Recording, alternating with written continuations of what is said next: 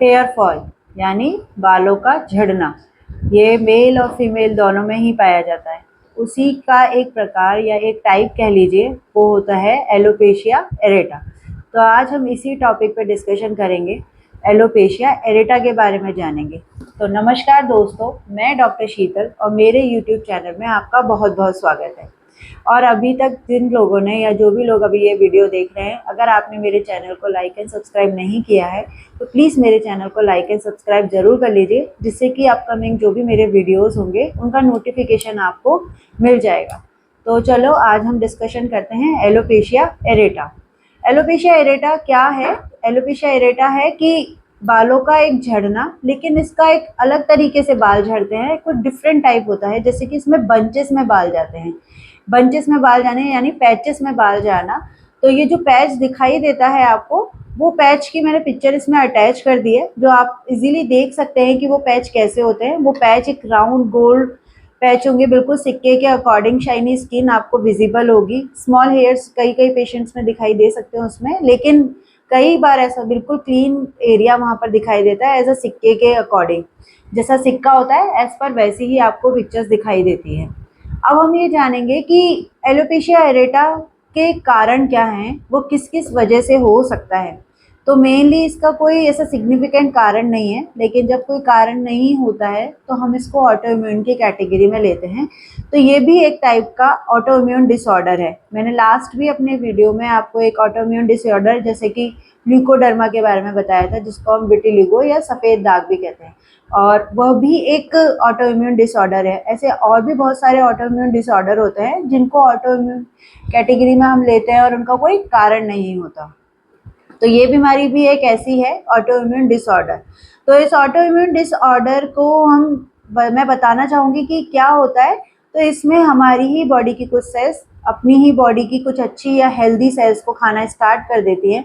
तो इसी की वजह से पेशेंट्स को कुछ बीमारियां दिखाई देने लगती हैं। इसी में इस बीमारी से लेके हम बात करें तो इसमें हमारी बॉडी की कुछ हेल्दी सेल्स हमारे हेयर जो फॉलिकल्स होते हैं उनकी सेल्स को खाना स्टार्ट कर देती है, जिसकी वजह से हमारे जो हेयर्स होते हैं या जो बाल होते हैं वो बंचेस में गिरना स्टार्ट हो जाते हैं। तो इसकी वजह से ये जो पैचेस में हेयर फॉल हमें दिखाई देता है। तो ये होता है ऑटो इम्यून डिसऑर्डर।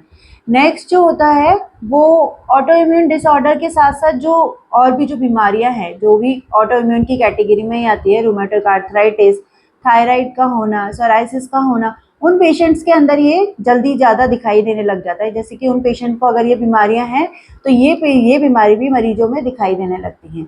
नेक्स्ट जो कारण है वो है जेनेटिक। जेनेटिक यानी कि आनुवंशिकी कारण। आनुवंशिकी कारण में जैसे माता पिता, किसी को भी बहन भाई में अगर घर में किसी को ये बीमारी है तो उनके बच्चों में ये बीमारियां दिखाई देने लगती हैं।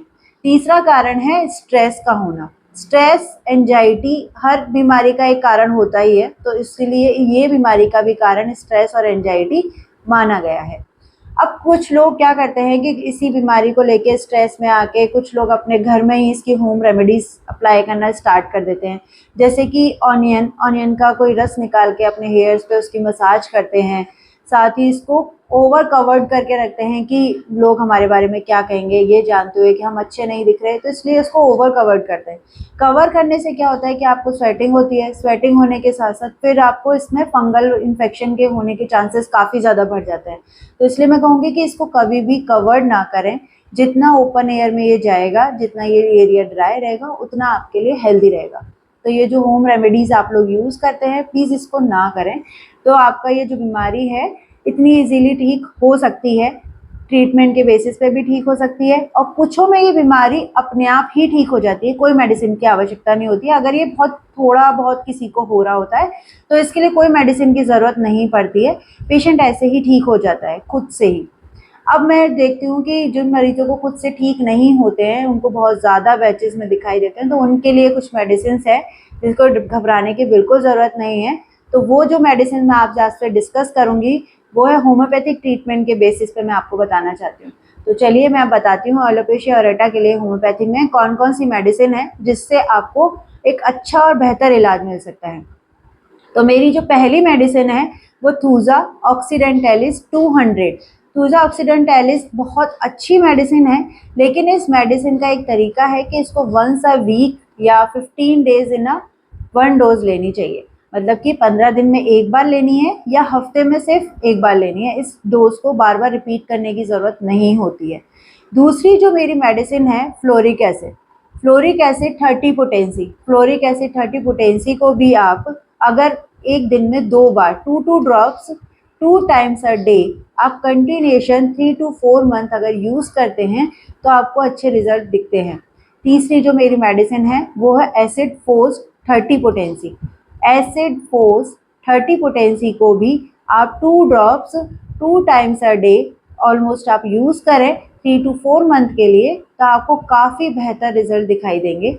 अब जो मेरी नेक्स्ट मेडिसिन है वो फॉस्फोरस 30 पोटेंसी, और फॉस्फोरस 30 पोटेंसी को भी आप वंस इन अ डे सिर्फ दिन में एक बार ही यूज़ करना है, और आपको 3 से 4 महीने लगातार यूज़ करना है तो रिज़ल्ट आपको मिल जाते हैं।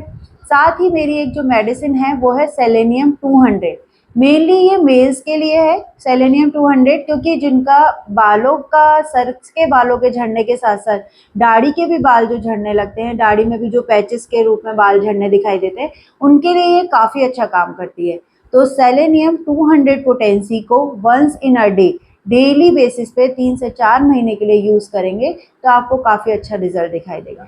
अब ये तो मेरी जो मेडिसिन है जो मेरी प्रैक्टिस के अकॉर्डिंग मैं आपको शेयर कर रही हूँ, लेकिन हर पेशेंट की होम्योपैथी में एक इंडिविजुअल मेडिसिन भी होती है जो कॉन्स्टिट्यूशन के बेसिस पे, मेंटल एटीट्यूड के बेसिस पे दी जाती है। तो वो आप किसी भी नियरेस्ट होम्योपैथी क्लिनिक पे जाके अपने आप दिखाएं आपको, और फिर उसके बेसिस पे आप कुछ मेडिसिन अपने लिए ले भी सकते हैं। और अगर आपको मेरे से ही कांटेक्ट करना है तो आप मेरे कमेंट बॉक्स में कमेंट डाल के मेरे से कंसल्टेंट कर सकते हैं। तो होपफुली मेरा ये वीडियो आपको काफ़ी अच्छा लगा होगा और आपको ये जानकारी काफ़ी अच्छी लगेगी, तो प्लीज़ मेरे चैनल को लाइक एंड सब्सक्राइब ज़रूर करें। Thank you.